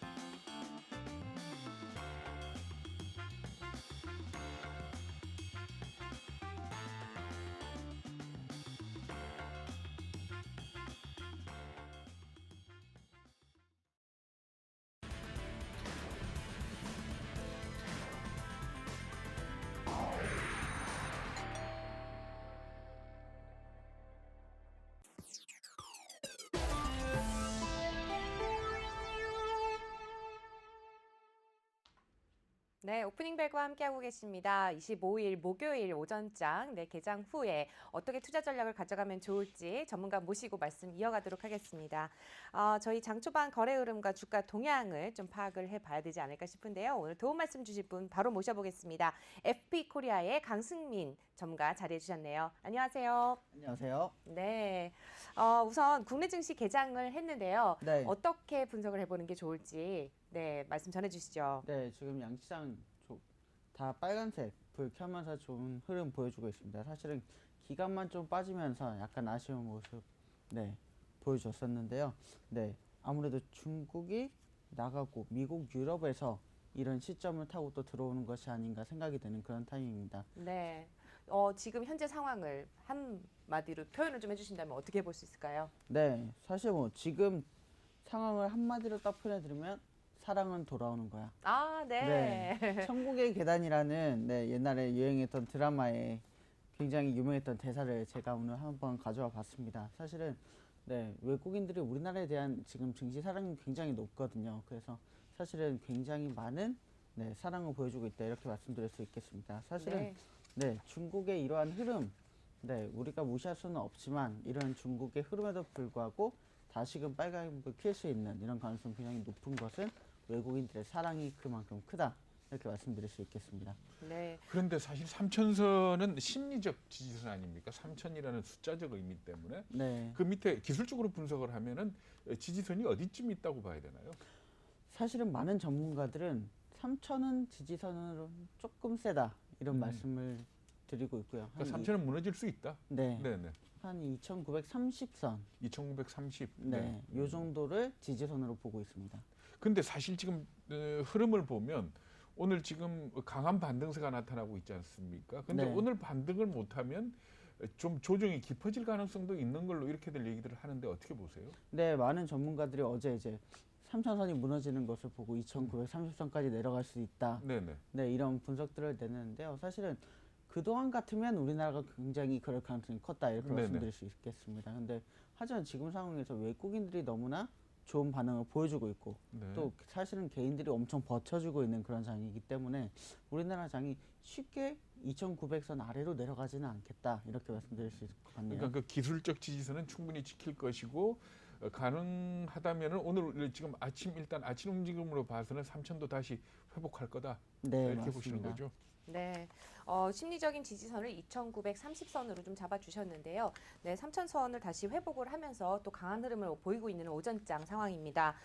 우선 또 질문을 그리고 좀 이어가 보도록 할까요? 공매도 얘기 좀 해야 되겠죠. 그러겠죠. 네. 그 공매도 지금 뭐 재개한다 어쩐다 얘기가 나오고 있는데 네. 부당 공매도가 적발이 됐다면서요? 네, 맞습니다. 지금 골드만삭스에 이어서 외국인 투자자들이 불법 공매도 지금 적발이 됐는데 네. 해외 금융사 10곳 정도 지금 금융위에서 적발을 했다고 합니다. 골드만삭스를 포함한 해외 금융사들 10군데 정도. 네. 지금 공매도가 금지돼 있는데 어떤 식으로 공매도를 한 겁니까? 네, 사실 이런 방법이 되게 재밌는데요.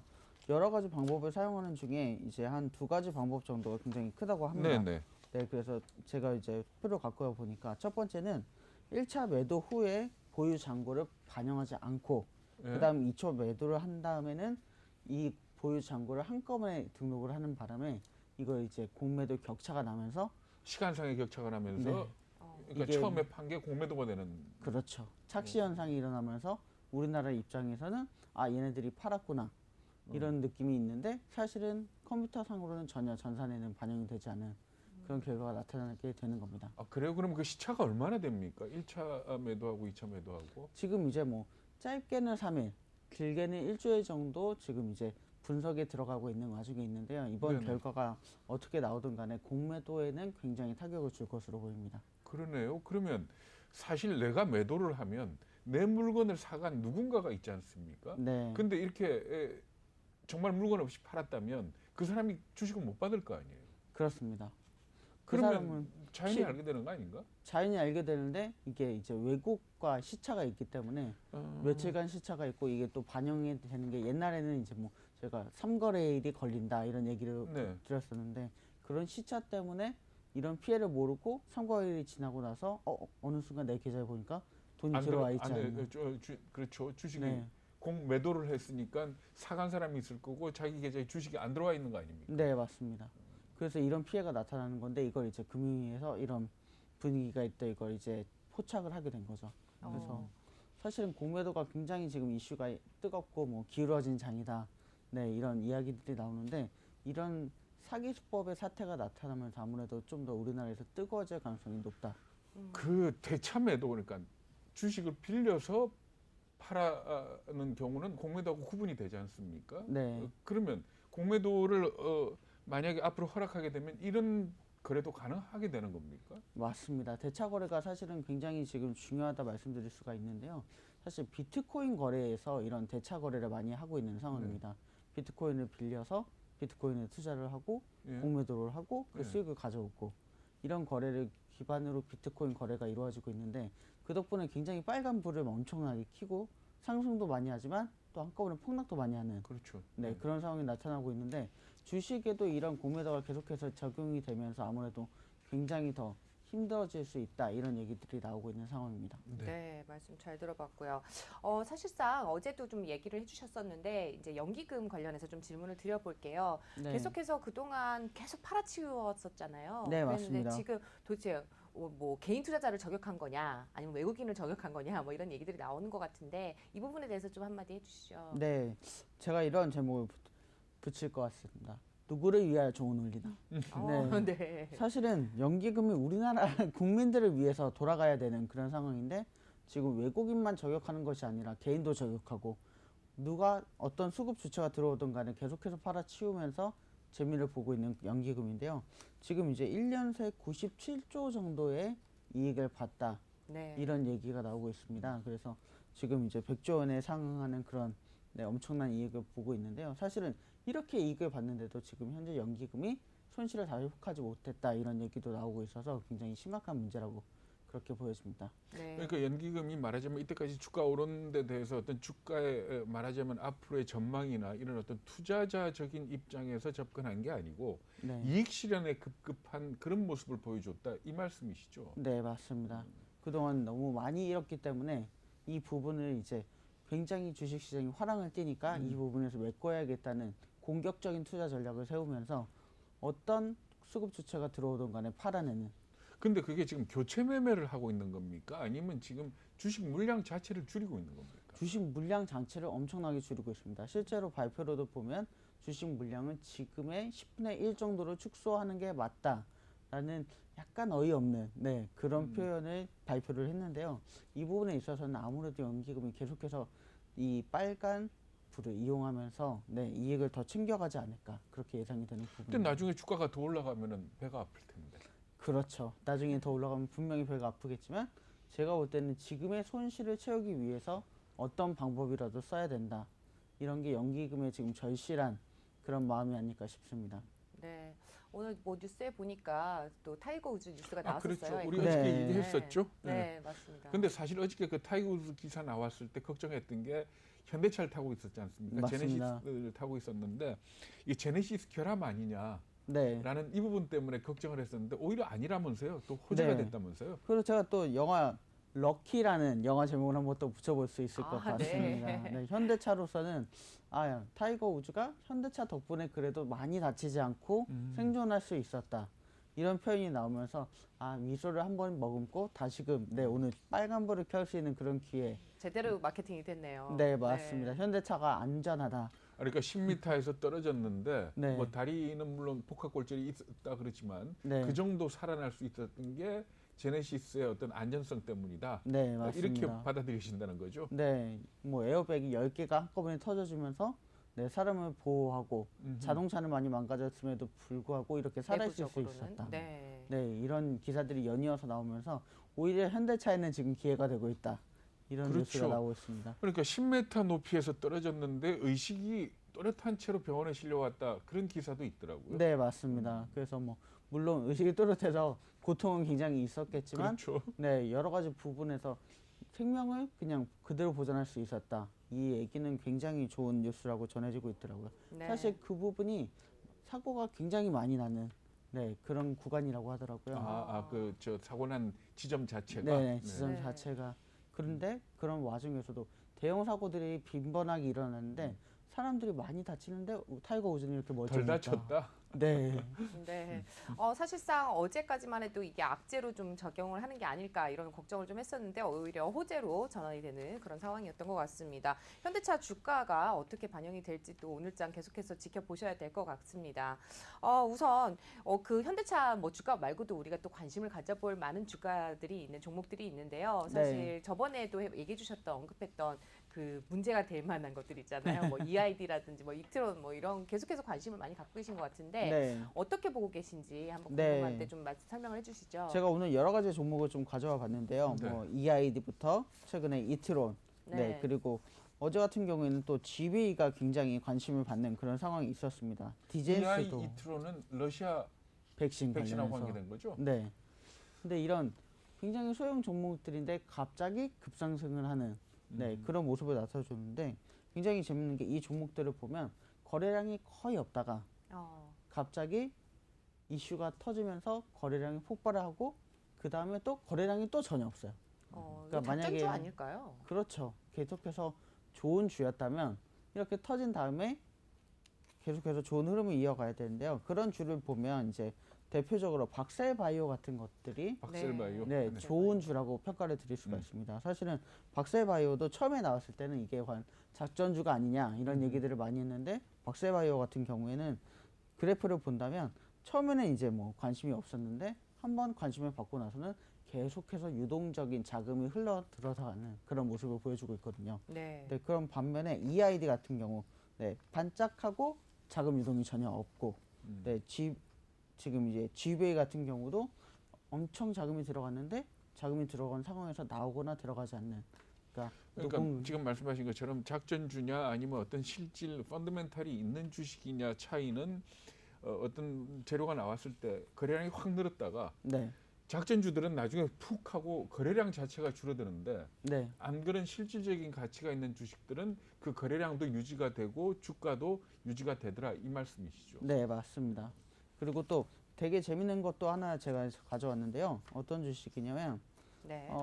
그런 박셀바이오 말고 최근에 네, 디젠스 같은 경우에는 되게 재밌는 현상을 보여줬는데 디젤스요. 네. 네. 급증을 한 다음에 전혀 움직이지 않는 그런 모습을 보여주고 있거든요. 그러니까 이게 떨어지지도 않고 떨어지지도 않고 더 올라가지도 가지도 않고 않고. 네. 이게 특이하네요. 어떤 느낌이냐면 딱 작전을 기다리고 있는 그런 상황인 겁니다. 어. 네. 네. 그래서 이 정도가 되면 매도를 해라.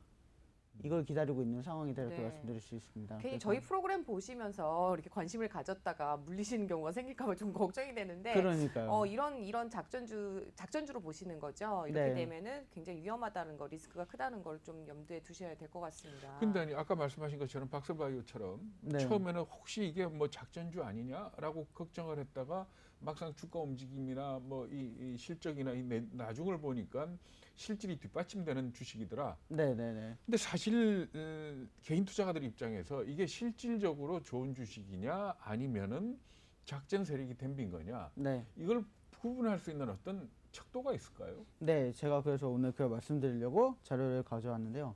일주일간 물량이 어떻게 유입되고 나가느냐 이게 굉장히 중요합니다. 주간으로. 네. 일주일간 만약에 확 들어왔는데 일주일간 변동이 없다. 그러면 이건 굉장히 문제가 있는 거고요.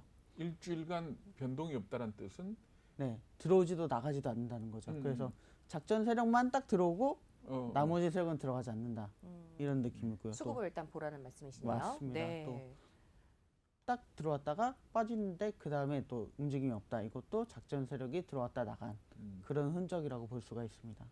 네, 그런 흔적을 보이는 주가나 종목 같은 경우는 아예 처음부터 관심을 좀 안 가지시는 게 좋지 않을까 싶습니다. 이게 대부분의 개인 투자자분들이 여기저기서 이제 한 번쯤 누가 얘기해서 그냥 언뜻 들어서 그냥 무턱대고 이렇게 사시는 경우가 있는데 굉장히 리스크가 크다는 거 좀 염두에 두셨으면 좋겠고요.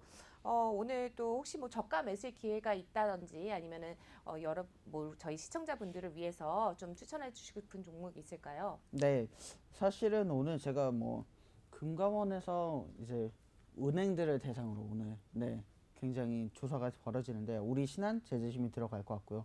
하나은행도 지금 라인펀드 이 사태에서 네, 절대 안전하지 않은 그런 상황인데요. 사실은 지금 이제 수시공시들이 은행들이 굉장히 많이 올라오고 있는 상황이거든요. 그래서 오늘 같은 경우 은행주가 굉장히 떨어질 것이기 때문에 이 부분 저가에서 매입할 수 있는 좋은 기회다 말씀드릴 수 있겠습니다. 네, 항상 투자에 리스크를 조심해 가면서 이렇게 투자를 하시면 좋을 것 같습니다. 오늘 도움 말씀 주신 분, FP 코리아의 강승민 본부장이었습니다. 말씀 고맙습니다. 감사합니다.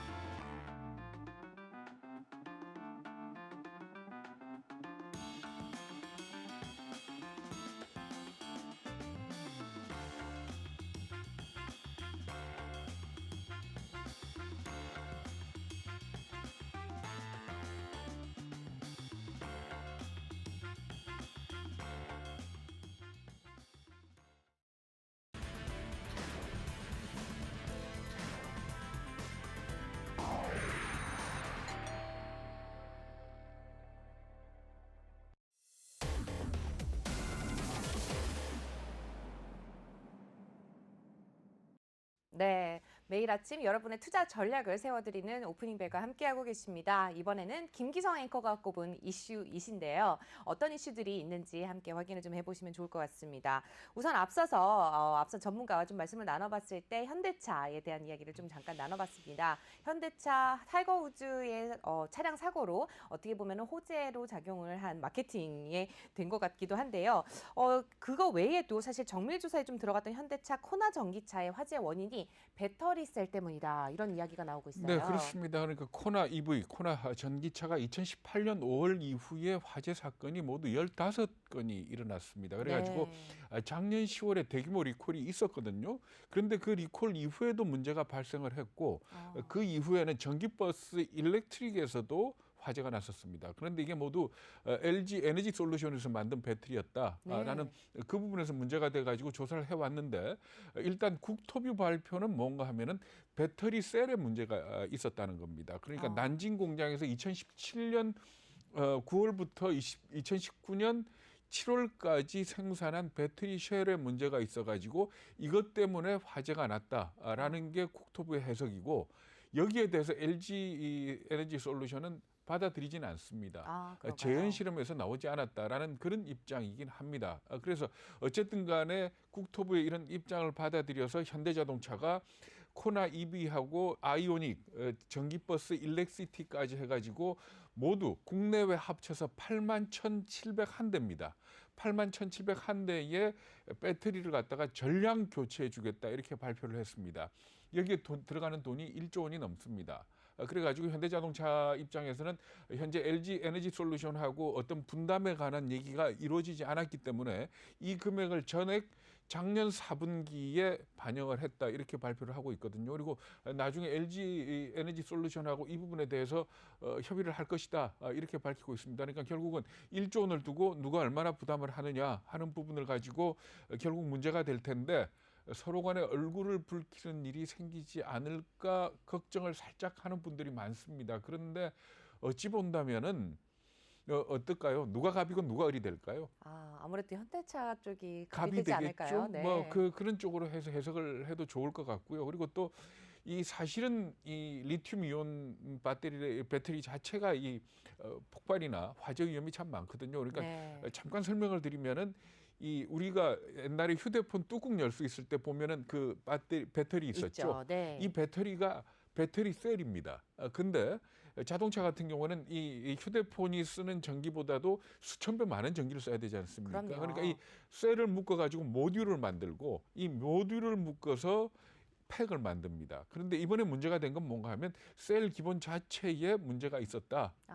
뭐 음극재 쪽에 문제가 있었다라는 그런 지적이거든요. 그런데 아직 확실히 그게 재현 실험이나 이걸 통해서 증명이 되지 않았기 때문에 현대와 현대가 지금 일단은 배터리를 전량 교체를 해주긴 하지만은 이 서로 분담 문제를 놓고는 좀 신경이가 있을 걸로 이렇게 예상이 되고 있습니다. 네, 아직까지는 이슈가 끝난 게 아니다라는 느낌이 좀 들고 있는데요.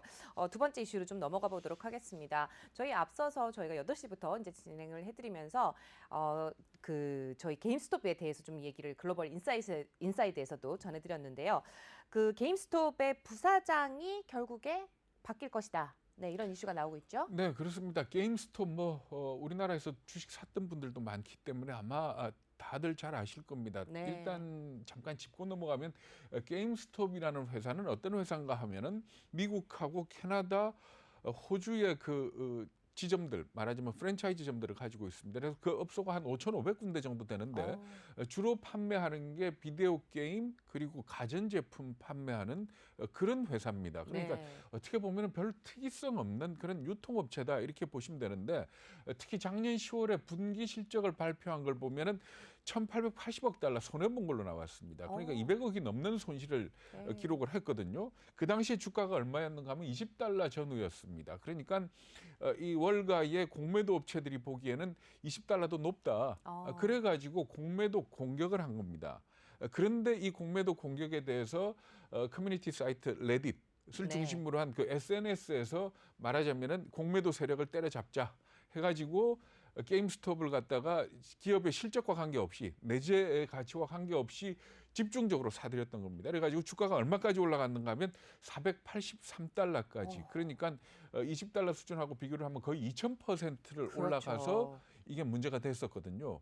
그런데 이렇게 되니까 또 문제를 일으킨 게 어딘가 하면은 주식 거래 애플리케이션 로빈훗 얘기 많이 들어보셨죠? 그렇죠. 네. 로빈훗가 개인들이 게임스톱 주식을 갖다 매입하는 걸 못하게 막았습니다. 네, 그것 그건 때문에 이슈가 됐었죠. 이슈가 됐었죠. 그래 알고 봤더니 로빈후드의 대주주 중에 한 회사가 이 공매도 세력하고 관계가 있더라라는 그렇게 그런 엮이는구나. 얘기까지 나와가지고 네. 상당히 심각했거든요. 그래서 일단은 미국에서 지금 현재 이 공매도를 한 이후에 이 게임스톱 주식을 직접적으로 매수한 데 대한 어떤 세력이 있느냐, 어떤 의도가 있느냐 이 부분에 대해서 조사를 한다 그럽니다. 그런데 어젯밤에 올랐던 이유는 뭔가 하면은 짐 벨이라는 CFO가 물러난다. 네. 라는 그 소식 때문에 주가가 103.19%가 상승을 했습니다. 그래가지고 장이 끝나기 30분 전에 거래가 정지되는 그런 상황까지 벌어졌는데 그러면 왜 100%가 넘게 올랐느냐? 네. 사실 이 뒤져봐도 별로 그렇게 수긍이 가지를 않습니다. 어째서 왜 그런가 그럴까요? 하면은 네. 이 짐벨이라는 CFO가 물러나면서 투임에 올 사람이 아마 이 게임스탑이라는 업체 자체가 오프라인 게임만 아니고 온라인 게임으로도 진출할 것이다. 그러니까 온라인 게임 업체가 얼마나 많습니까? 얼마나 그럼요. 많고 또 경쟁력이 얼마나 센 회사들인데 이 회사가 온라인 게임에 진출할 것이다라는 그런 기대 하나만으로 주가가 지금 90달러를 넘게 그러니까 네. 100% 넘게 이렇게 올랐다는 것 사실 자체는 좀 좀 이해가 안 가는 그런 부분입니다. 그러니까 아직도 말하자면은 게임스탑 주식을 가지고 뭔가 승부를 보겠다는 개미나 세력들이 있는 게 아니냐 이렇게 네. 보는 게 옳을 것 같습니다. 네, 이렇게 보니까는 무슨 작전 세력들이 이제 국내에만 있는 건 아닌 것 같습니다. 해외 쪽에서도 특히 이제 게임스톱주 관련해서 좀 이슈가 있는 것 같은데요. 지금까지 김기성 앵커가 꼽은 이슈 이과 함께했습니다. 저희는 잠시 뒤에 다시 돌아오도록 하죠. 네, 채널 고정해 주세요.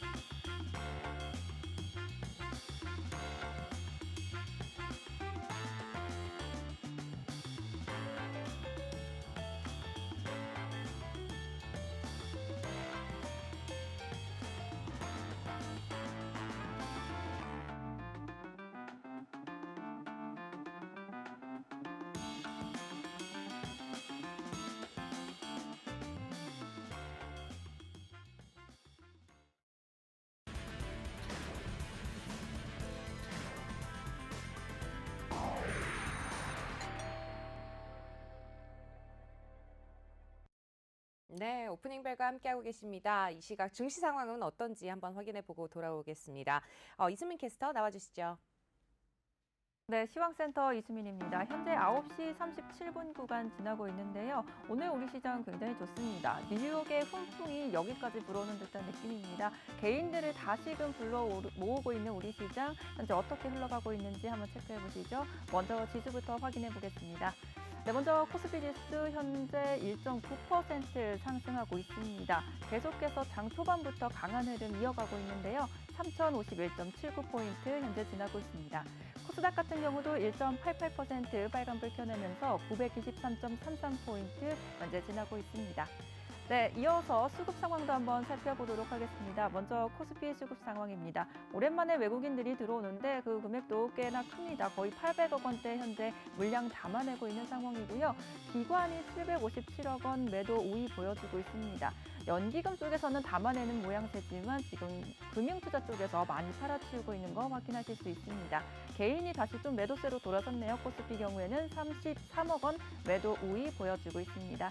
네, 이어서 코스닥 매매 동향도 한번 살펴보시죠.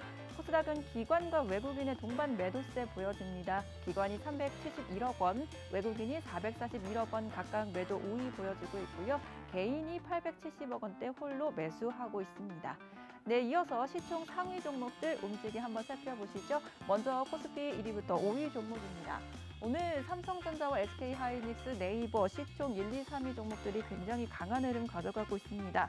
특히 외국인들의 순매수가 이 세 종목에 몰리기도 하는데요. 삼성전자가 2.07% 급등하면서 83,700원에 현재 거래되고 있고요. SK하이닉스 같은 경우도 현재 EUV 장비에 4조 가까운 투자를 한다는 소식이 전해지면서 4.78% 강세 가져가고 있습니다. 142,500원 선 현재 흐르고 있습니다. 네이버도 오늘 2.01% 상승하면서 381,500원에 현재 거래되고 있고요. 2차 전지 관련된 LG화학도 오늘 1.86% 빨간불 켜내고 있습니다. 네, 이어서 6위부터 10위 종목들도 한번 살펴보시죠. 네, 현대차 오늘 1.28% 상승불 켜내고 있습니다. 23만 8천 원에 현재 거래되고 있고요. 2차 전지 관련된 삼성 SDI도 오늘 1.89% 상승하고 있습니다. 카카오 같은 경우도 네이버와 함께 빨간불 켜내고 있는 상황이고요. 1.37% 상승하면서 48만 원에 현재 거래되고 있습니다. 셀트리온 같은 경우 그동안의 부진을 좀 이겨내고 코로나19 치료제가 유럽 진출을 앞두고 있다는 소식이 전해지면서 오늘 3.9%, 4%대 가까운 급등세 보여주고 있습니다. 29만 3천 원에 거래되고 있습니다. 네, 이어서 코스닥 시총 상위 종목들도 살펴보겠습니다. 1위부터 5위 종목인데요. 오늘은 정말 하락하는 종목을 찾기가 더 힘듭니다. 셀트리온 헬스케어가 3.63%, 셀트리온 제약이 4%대 상승세에 불 켜내고 있는 상황이고요. 카카오 게임즈 0.74%, 지금 신작 모멘텀을 받고 있는 펄어비스, 모멘텀에 비해서는 조금 약하지만 그래도 0.55% 상승하고 있습니다. 알테오젠이 오늘 정말 급등하고 있네요. 8.55% 급등하면서 13만 5,900원 선에서 거래되고 있습니다. 네, 이어서 6위부터 10위 종목도 살펴보겠습니다. 에코프로비엠이 1.6% 함께 2차 전지 상승세 이어가고 있고요. HLB도 오늘은 소폭이지만 0.16% 빨간불 켜냅니다. SK머티리얼즈 3%대 급등을 상승하면서 32만 2,600원에 거래되고요. CGM만 오늘 다시 좀 파란불로 변했네요. 0.16% 약보합권에서 움직이고 있습니다. CJ ENM까지 오늘 0.72% 빨간불 켜내고 있는 상황입니다. 네, 이어서 오늘의 주목할 만한 특징주 살펴보겠습니다. 먼저 철강주부터 살펴볼 텐데요. 원자재 가격이 상승하면서 실적 개선에 대한 기대감을 안고 있습니다. 특히 자동차나 가전 수요가 증가하면서 강판의 공급이 부족했는데요. 이에 따라 톤당 600달러 하던 연강판이 올해는 900달러를 넘어서는 모습이었습니다. 이에 수익 개선이 예상되면서 철강주들 오늘도 빨간불 켜내고 있습니다. 고려대강 같은 경우 4% 가까운 상승세 이어가고 있고요. 코스도 강판이 6.9%, 전기차의 이제 연강판을 납입하면서 다시 사업을 확장시킬 것으로 예상되고 있는 포스코 엠텍이 12% 급등하고 있습니다. 7,540원에 현재 거래되고 있고요. 경남스틸까지 4.69% 오름세 보여주고 있습니다. 네, 이어서 히토류 관련주까지 한번 살펴보겠습니다. 오늘 미국 바이든 행정부가 동맹국과의 연계를 강화해서 반도체나 전기차 배터리의 핵심 부품이나 원자재 공급망을 강화하겠다라는 또 서명을 하겠다는 소식이 전해졌는데요. 사실상 중국에 대항하면서 동맹 강화로 세계에서 중국을 고립시키겠다라는 의미로 해석이 되고 있습니다. 특히나 반도체 같은 경우는 한국이나 대만, 일본과 연계할 가능성이 두드러지고요. 히토류 같은 경우는 호주와 협력할 것으로 예상됨에 따라 히토류 관련주뿐만 아니라 반도체 관련주까지 한번 살펴보시면 좋을 것 같고요. 현재 이 미중 갈등이 격화될 것으로 예상되면서 히토류 관련주들도 상승 탄력 받고 있습니다. 셀로텍 같은 경우는 11.71% 급등하면서 2,290원에 현재가 거래가 되고 있고요. 유니온 머티리얼이 7.42% 급등하고 있습니다. 티플렉스와 유니온도 4%대 상승을 펴내고 있고요. 노바텍까지 3.18% 상승 탄력 받고 있습니다. 네, 오늘 시장 정말 계속해서 강한 탄력 받고 있는데요. 또 앞으로 장 후반에는 어떻게 될지 저희와 끝까지 함께해 보시면 좋을 것 같습니다. 지금까지 시황센터였습니다.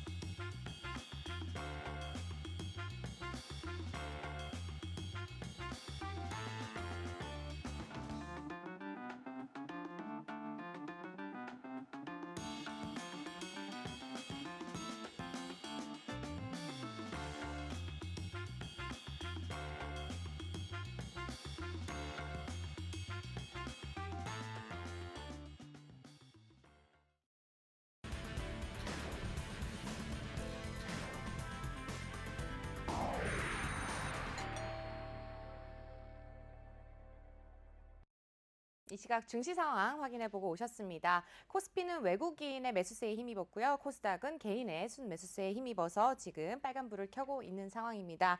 마무리하기에 앞서 저희 일부가 어느 정도 문을 닫을 시간이 다가오고 있는데요. 마무리하기에 앞서서 김기성 앵커님 오늘 끝으로 주실 네, 오늘 팁이 시장을 있다면요. 좀 유의 깊게 봐야 될 것 같습니다. 그러니까 3천선이 무너지자마자 이렇게 강한 반등이 나타나고 있다는 사실 자체는 지금 장세가 상승 기조 속에서의 조정 장세다. 이렇게 받아들이면 될 겁니다. 네. 그런데 만약에 장 후반으로 가면서 상승 탄력이 좀 약화된다든지 아니면 혹시 마이너스로 반전이 된다면은 이제는 그 박스권의 하단이 좀 더 밑으로 많이 내려가는 그런 부분에 대해서 대응을 해야 될 것이고요. 그리고 또 한 가지는 지금 현재 반등을 하면서 업종 구분 없이 막 올라가고 있지 않습니까? 그렇죠. 네. 이 부분에 대해서는 어떻게 본다면은 차기의 시장을 이끌 주식이 뭐고 섹터가 뭔지를 좀 구분을 할 필요가 있으실 것 같습니다. 그래서 거기서 좀 벗어난 주식들은 일단은 좀 보유 물량을 줄이는 그런 어떤 전략적인 차원에서 오늘 같은 하루가 기회를 주는